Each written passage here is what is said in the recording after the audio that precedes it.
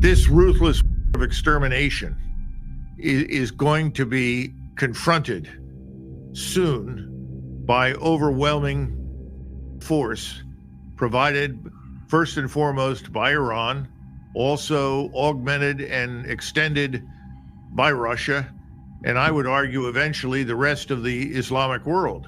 The only people that are interested in a war in the region consist of Israel and primarily us. That's it. No one else really wants to. This has now attracted the attention of everyone in the Islamic world. We've been listening to lots of harumphs and threats, most of which have gone nowhere from Turkey, but that is changing now. And the Turks are making it very clear that the catastrophic destruction of Lebanon is not something they're going to stand by and tolerate. They've got 3 or 4 million refugees on their territory at the moment. They can't take any more. 1 million people have left Lebanon. More than 7,000 people in Lebanon. All of this is coming together. We're seeing action in Iraq, action in Syria, action in Yemen, and Egypt and Jordan continue to reach a boiling point.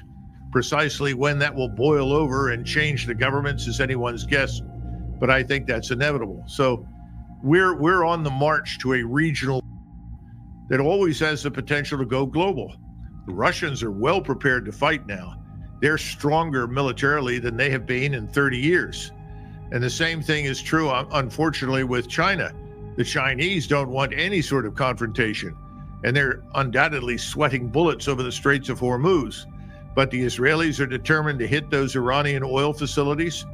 And I think we're going to see that once that occurs, it will bring in the rest of the actors who are actively opposed to Israel. The response will be destructive. There's no question about it. They're going to lose a lot of people, and a lot of damage is going to be inflicted on Israel itself. And then finally, I think we have to reckon with the inevitability of Iranian intervention, because the Iranians are not going to abandon Hezbollah.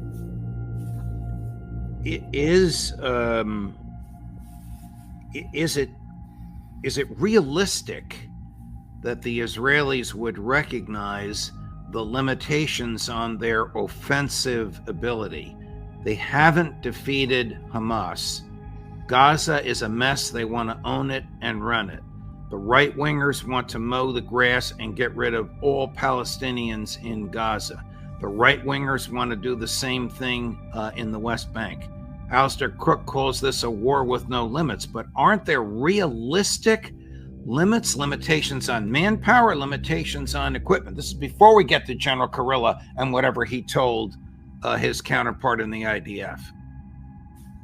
Well, the answer is no, as long as Israel has the unconditional support of the United States Armed Forces. And right now, that's the critical assumption that underpins every operation that the Israelis conduct. They know that they are probably limited in what they can do in southern Lebanon, given the numbers of forces available to them. They know that they can't cope with everything on multiple fronts. In other words, the West Bank, Gaza, as well as Hezbollah. That doesn't even begin to address what could conceivably happen in Egypt and Jordan, which are places that are just reaching the boiling point. I think the issue is, though, American military power. American military power is currently at the beck and call of Mr. Netanyahu and the Israeli state. And as long as they have that, I think they will do whatever they think is necessary to win. Not only do you think Jordan is reaching the boiling point, so does King Abdullah. Here he is yesterday at the General Assembly of the United Nations, cut number 5. In the absence of global accountability, repeated horrors are normalized, threatening to create a future where anything is permitted anywhere in the world. Those who continue to propagate the idea of Jordan as an alternative homeland. So let me be very, very clear. That will never happen. We will never accept the forced displacement of Palestinians, which is a war crime. For years, the Arab world has extended a hand to Israel through the Arab Peace Initiative, offering full recognition and normalization in exchange for peace. But consecutive Israeli governments, emboldened by years of impunity, have rejected peace and chosen confrontation instead. He's right, is he not? Yes, he's right, but the sad truth is that he's very much at risk of being removed from power in Jordan. How His would you whole remove a government king from resigned power? without that. How would you remove a king from power other than by violence? Exactly. That's what is quite probable at this point. He is seen, just as General Sisi in Egypt is seen, as an instrument of Israeli and American diplomacy and power. I mean, remember, he aligned himself with the United States and Israel. He put Jordan's so-called air defenses and capabilities at the disposal of Israel and the United States. We've been bribing King Abdullah and General Sisi in Egypt for years to cooperate with us and Israel. I can't even begin to imagine how many billions of dollars have been spent on that proposition. But we've been actively bribing everybody in sight to essentially tolerate and indulge Israel. I don't think he's going to survive this. I hope he does, because I think he's, in the final analysis, a decent human being. But these are tough times, and he's facing something on the scale of the French Revolution inside his own country. But there are people who insist that he went down and warned the Israelis against overreaching and inviting Iranian intervention, suggesting that if that were to happen, that we might not support them. Now, I can't imagine that, frankly, because he probably would never have been confirmed for the post if he showed any interest in questioning the unconditional support of the United States for anything Israel wants to do. So it's hard for me to believe that that's the case, but there are rumors to that effect floating around on the internet. But he's been there twice. My suspicion is that he went there to confirm that the Israelis are comfortable with everything we are doing for them. Colonel, would he have gone there to convey that message without the express authorization of his superiors, either in the Pentagon or the White House? That would seem to be impossible to me, although we've seen some things, certainly while President Trump was in the White House, that suggested that there were independent actions and thinking, certainly on the part of General Milley with regard to China and potentially other matters. So I suppose it's not impossible, but normally, no. It would take the Secretary of Defense to instruct him to go with a specific message. And I don't see much evidence that Secretary Austin is going to contradict whatever the White House wants him to do. No, we don't have enough forces to send that would make any real difference on the ground in the Middle East. That's the problem. We've got, perhaps 450,000 in the regular army. I don't know how many guardsmen and reservists are on active duty right now, but if we added another 50 or 100,000, it still wouldn't make much of a dent. Remember, most of our fighting force is sitting in Eastern Europe across from the Ukrainian border, from Latvia, Lithuania, Estonia, Poland, Slovakia, down to Romania. So that we really don't have anything to send in that connection. And the Marines are just too lightly organized and equipped to take up a position on the battlefield for anything other than defense. So I think right now, no, we can't, but we will supply all the air and missile power that we can. And that's what we're doing. We have multiple carrier battle groups. We have thousands of aircraft on standby. We have bombers that are on standby everywhere from Diego Garcia to Nebraska. And I think as a result, that's about all the Israelis can hope for. Colonel, why are we sending troops to Cyprus, even if it's just a handful? Yeah, well, that's a good question. This is the note that you sent me. I hope you don't mind me revealing this, what the subject line was that you typed. Idiots are us. Why are we doing this? Well, I think we don't seem to be concerned about the very high probability that what we do will widen the war. The Hezbollah has already made it very clear that if Cyprus is used as a springboard for the Israeli Air Force, and Navy for that matter, that they will consider the area part of the target array. In other words, they will regard what happens there as part of the theater of war. You also have the Turks, who have a very keen and permanent interest in Cyprus because half the island is Turkish, the other half is under Greek control. And in recent years, tension between Greece and Turkey has certainly increased, and I'm sure that would be a welcome development if you're an Israeli right now. If you could bring the Greeks into war against the Turks, while you are also dealing with the probability that something could bring the Turks in, they would probably welcome that. And of course, you have Iran. Iran is going to be very interested in what happens on Cyprus. So the bottom line is what we're doing, it seems to me, is widening the conflict, which is a mistake. Colonel, is the use of explosive material in pagers and walkie-talkies and other mobile devices distributed to thousands of, at the time, unknown people, mainly civilians, by a foreign agent, a war crime? Well, the people who are experts on the law suggest that it is. My view is war itself is a crime against humanity, regardless of how and where it's conducted. And I think sometimes we fail to understand that if you are involved in this war between Israel and its opponents, that this is a war of anything other than ruthless extermination. I think that's where we are. The two sides are now bent on the slaughter and destruction of the other, which is one of the reasons I think we should be interested in stopping it. But we are doing the opposite. We seem to have positioned ourselves on the side of the Israelis, regardless of the consequences for our own interests.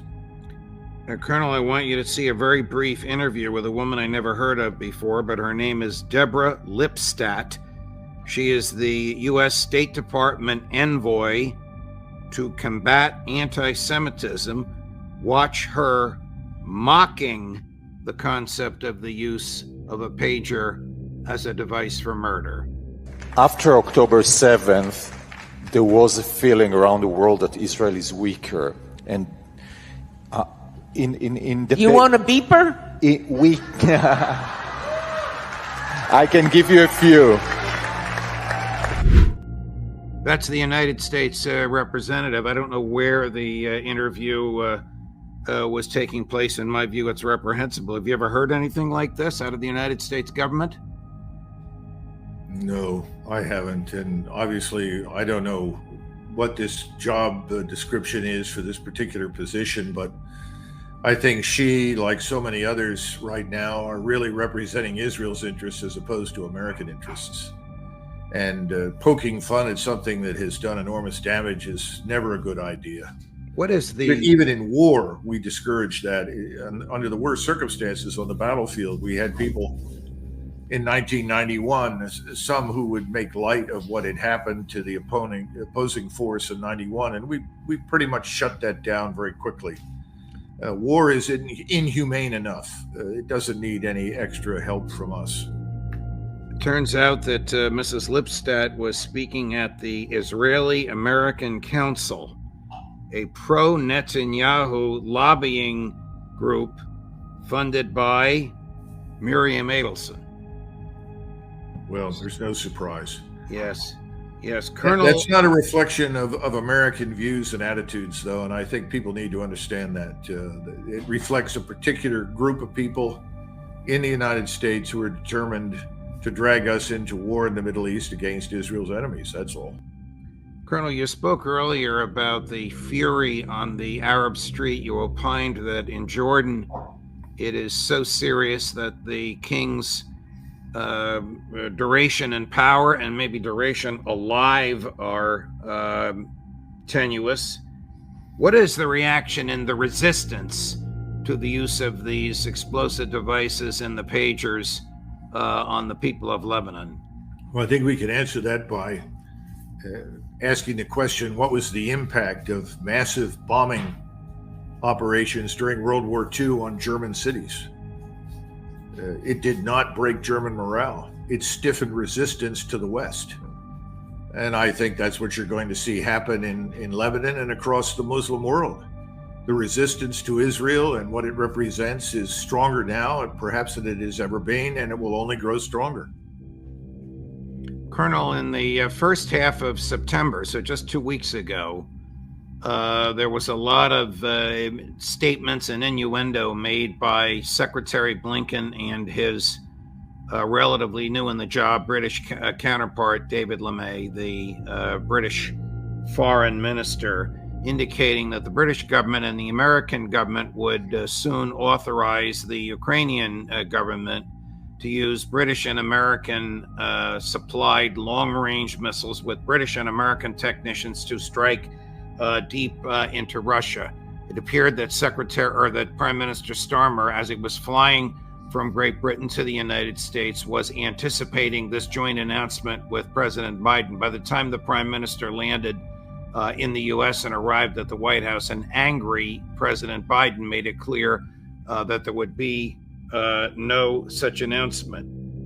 On top of all this, the head of MI6 and the head of CIA actually intimated this when they, for a first, appeared together in public at a public gathering sponsored by the Financial Times of London, at which those in the audience, probably carefully chosen, but an audience nevertheless, were allowed to question these two chief intelligence officers.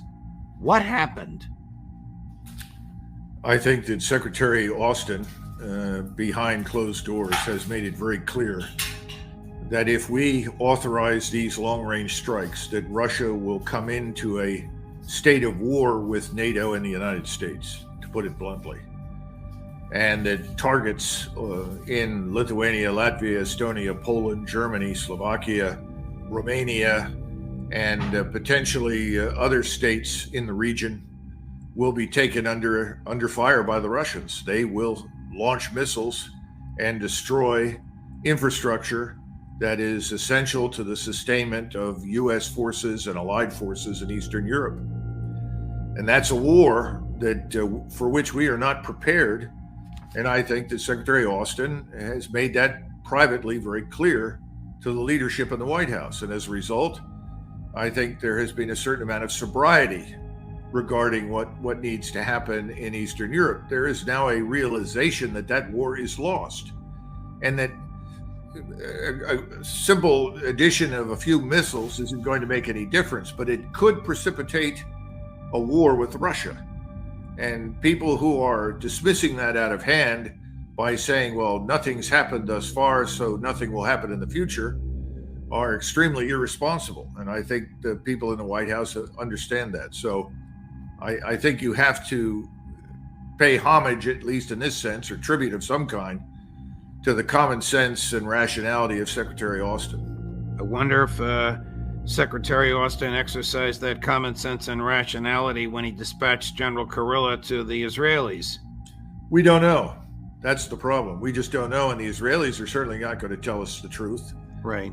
And I don't think General Kurilla is going to express in public whatever he discussed in private.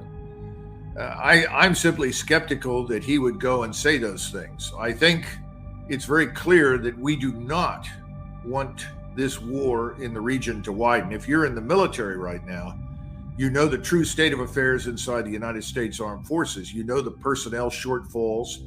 You understand the problems with missile production.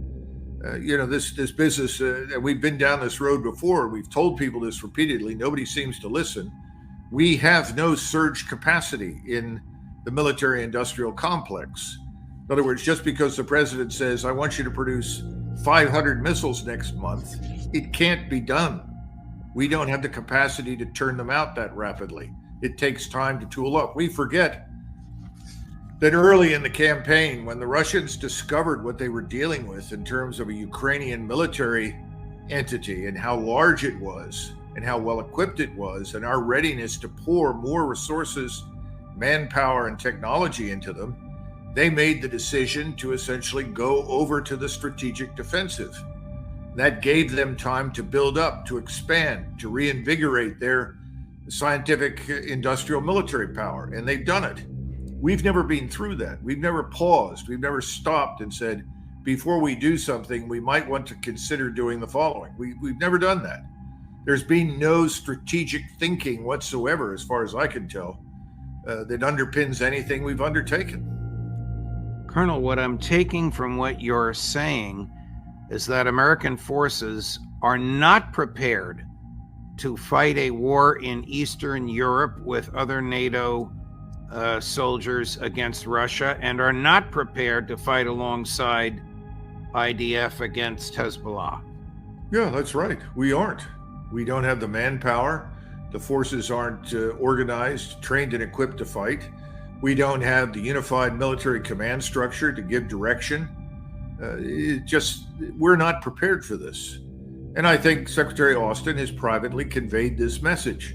Now, whether or not it's being heeded, I think we can say, at least insofar as Starmer's visit is concerned, that sober-minded people prevailed and said, no, we are not going to authorize these deep strikes into Russia for the very reason that we've just outlined. We're not prepared to go to war.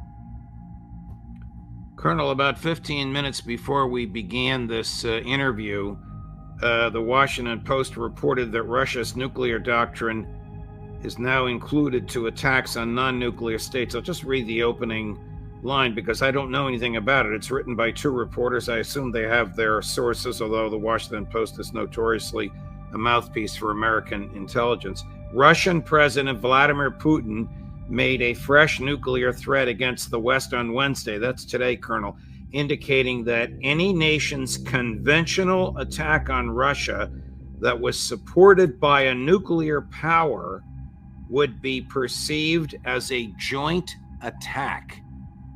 What does this mean, Colonel? I think it's very straightforward. What he's saying is that if you in Lithuania, Latvia, Estonia, Slovakia, Poland, or Germany think, or for that matter, Finland or Sweden or Denmark, if you think you can launch missile strikes against us from your soil, missile strikes that essentially originate with U.S. military personnel and capabilities, and that you will emerge from this unscathed, you're wrong.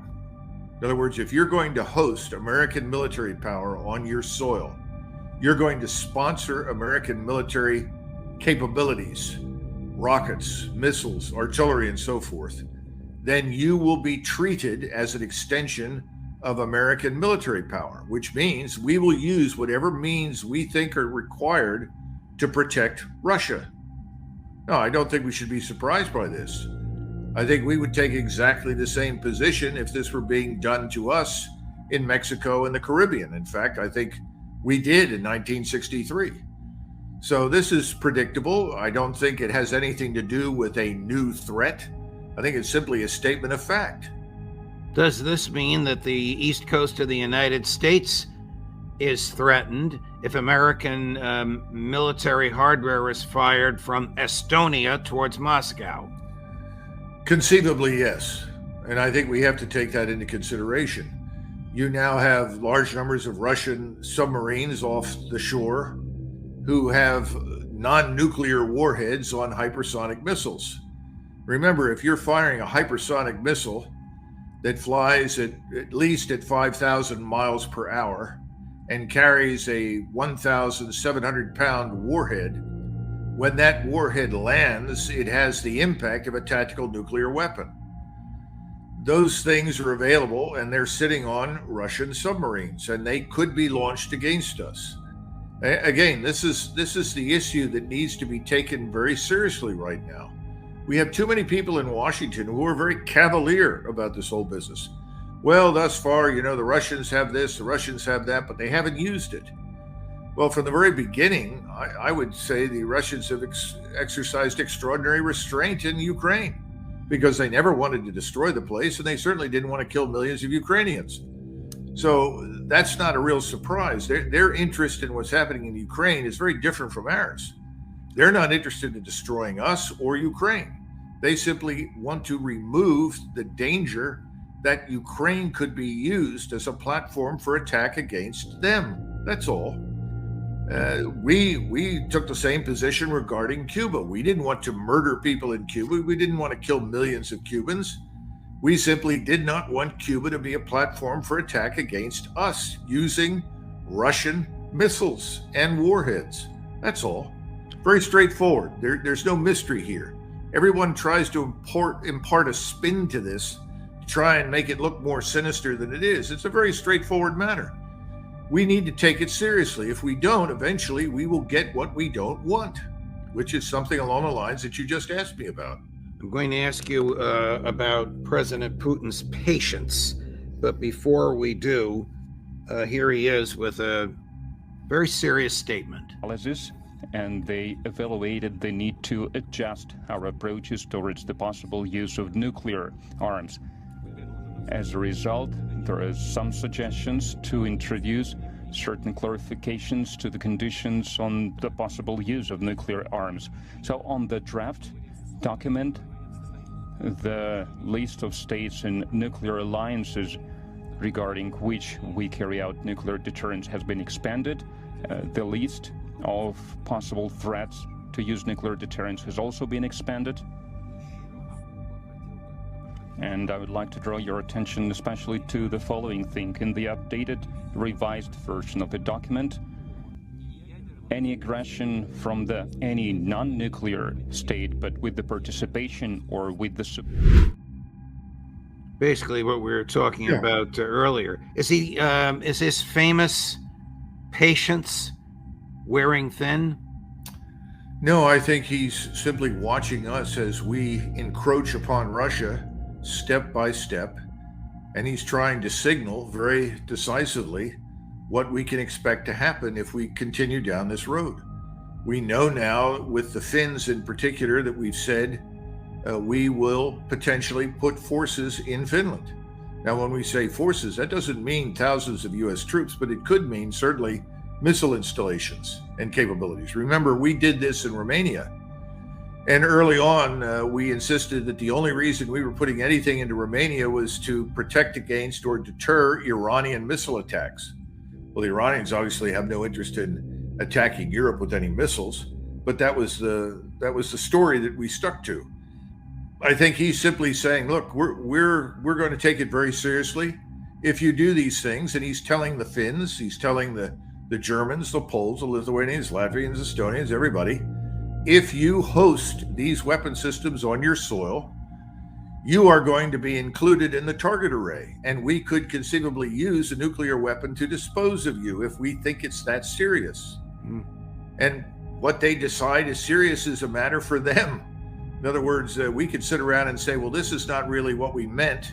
It doesn't make any difference. They're interpreting us on the basis of what we've done to date and what we could do in the future.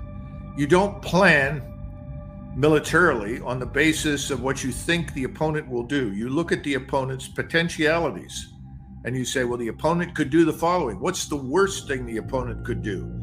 That is what you plan for. You plan for the worst thing your opponent can do.